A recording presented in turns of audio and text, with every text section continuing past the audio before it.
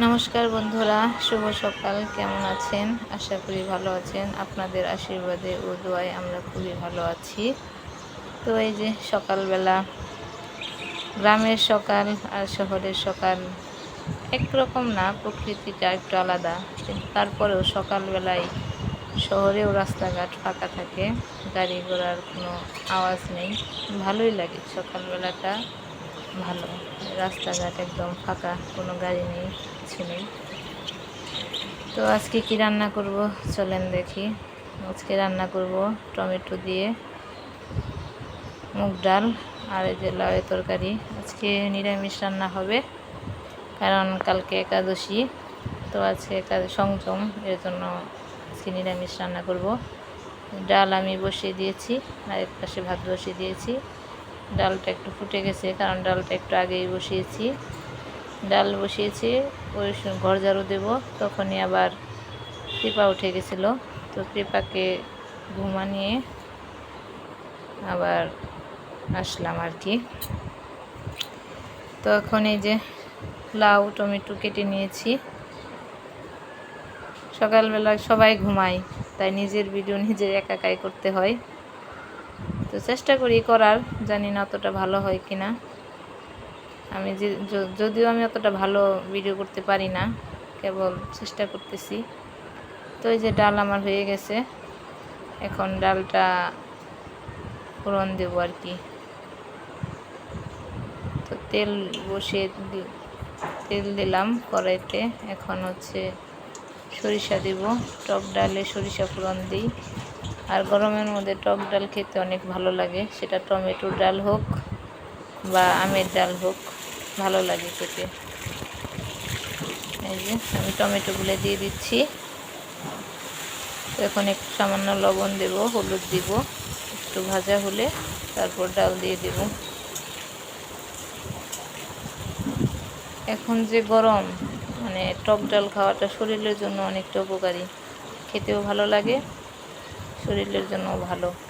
তো আজকে আমি এর জন্য টমেটো ছিল ঘরে, আম আনা হয়নি এখনও, তো টমেটো দিয়ে এই মুগ ডালটা করে ফেললাম।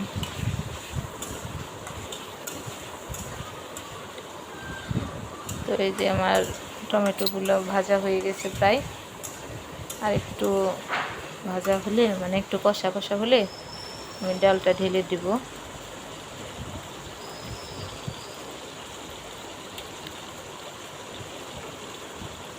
এই যে আমি ডালটা দিয়ে দিয়েছি, এখন ডালটা আর একটু ফুটবে।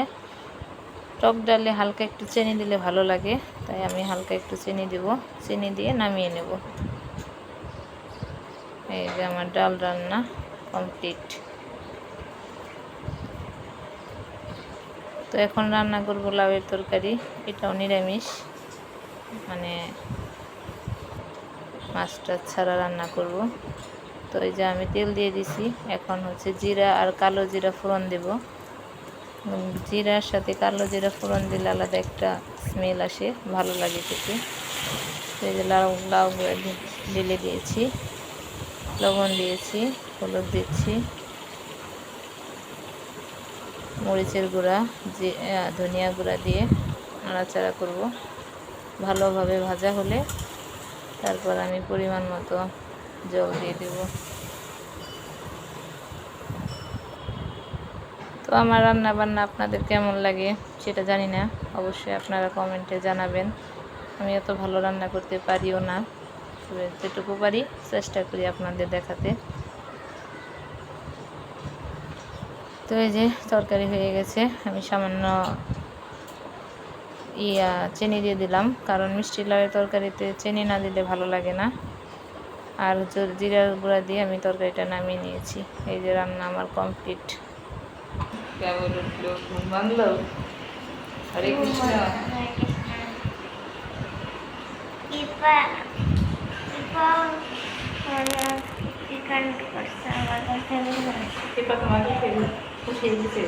না, আমি ঘুম থেকে চোখ খুলছি,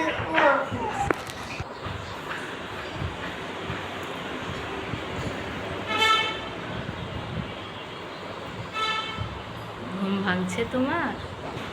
ঘুম শেষ?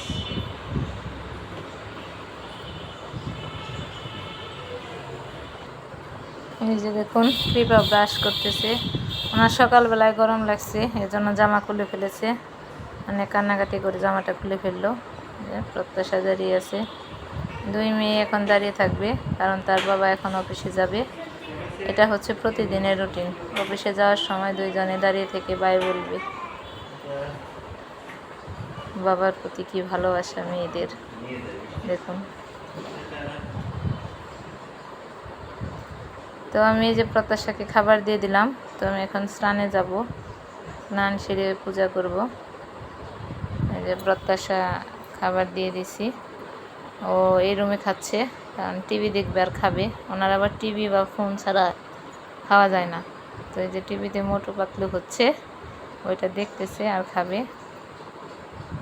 আর এদিকে যে কৃপা বিছানায় বসে ওর ছোটো কথাগুলো ভাঁজ করে রেখেছিলাম, ওইগুলো সব লন্ডমন্ড করে যে খেলতেছে বিছানার উপরে বসে বসে। তো ওদের দুজনকে রেখে আমি এখন চানে যাচ্ছি। প্রত্যাশাকে বললাম দেখো, এই যে এটা হচ্ছে আমার ঘরের আমার সংসারের সব থেকে মূল্যবান জিনিস, সেটা হচ্ছে আমার ঘরের গোপাল। তো আমার পূজা দেওয়া কমপ্লিট হয়ে গেছে, পূজা শেষ। অত কিছু পারি না, অত কিছু জানি না। মনের যতটুকু ভগবানের কৃপায় প্রেম ভক্তি আছে সেইটুকু দিয়েই করি। তো পূজা শেষ করে এই যে প্রত্যাশাকে কৃপাকে স্নান করে দিয়েছি, খাবার খাওয়া রেডি করেছি। এখন আমি রেডি হয়ে যে খাবার খাচ্ছি। এখন খেয়ে দিয়ে বেরোবো স্কুলে। তো আজকের এই ব্লগটা এই পর্যন্তই। আপনাদের কেমন লাগলো অবশ্যই কমেন্টে জানাবেন। আমাদের পাশে থাকবেন, আমাদের চ্যানেলটা লাইক, শেয়ার এবং সাবস্ক্রাইব করবেন। আমাদের ভুল ভ্রান্তিগুলো দয়া করে আপনারা বলে দিবেন, যেহেতু অত কিছু পারি না, অত কিছু বুঝি না। আপনারা বললে তো শিখতে পারবো। তো আজকের মতো ভিডিওটা এই পর্যন্তই। ভালো থাকুন, সুস্থ থাকুন। ভগবান সবার ভালো করুক, সবাইকে ভালো রাখুক। আমার মেয়েদের জন্য আশীর্বাদ করবেন, যেন তারা ভালো থাকে, সুস্থ থাকে। নমস্কার।